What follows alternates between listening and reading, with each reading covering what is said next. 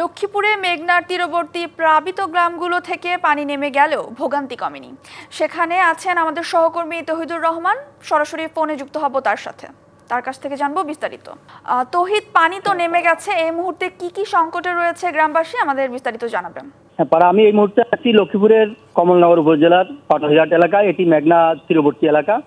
আপনাকে একটু জানিয়ে রাখি, গত বৃহস্পতিবারে পানি বৃদ্ধি পেয়ে এই মেঘনা তীরবর্তী লক্ষ্মীপুর সদরের চরম, মণিমোহন, রামগতি এবং কমলনগরের আরো 10টি এলাকা সহ মোট 11টি ইউনিয়নের প্রায় 40টি গ্রাম প্লাবিত হয়েছিল।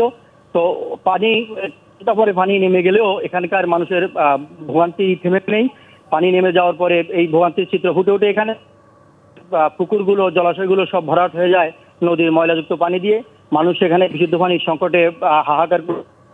কালার এক্সপার্ট, জর্জ স্যাপ এবং মাইল্ড অন হ্যান্ডস টেকনোলজি সমৃদ্ধ অরিক্স ক্রিস্টাল ওয়াশ আপনার তাদের চুলা ভিজে যাওয়াতে তাদের খাবার পানি এবং রান্না বান্নার কাজে ব্যবহৃত পানির সংকটে তারা এখন তাদের এখন নিত্যদিনের সমস্যা।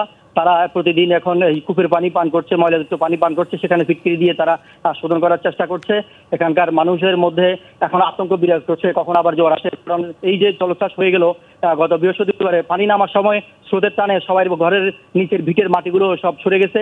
এবং আমি দেখেছি এরকম প্রায় হাজার হাজার ঘর আছে এই এলাকায়।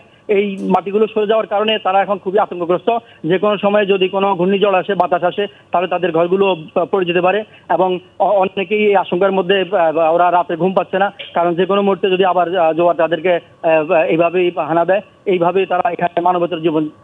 তারা আজকে 3 দিন যাবৎ কেউ কেউ এখনো শুকনা খাবার খেয়ে আছেন। তাদের চুলা ভেজার কারণে, ওইদিকে ঘরের মাল সামান নষ্ট হয়ে যাওয়ার কারণে, জিনিস যাওয়ার কারণে কেউ কেউ অন্যের বাড়িতে চলে গেছেন, কেউ নিজ বাড়িতেই অন্যের দেওয়া শুকনা খাবার খেয়ে আছেন।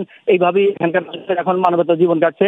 এটি একেবারেই লক্ষ্মীপুরের সেই রামগতি, কমলনগরের মেঘনা তীরবর্তী এলাকা।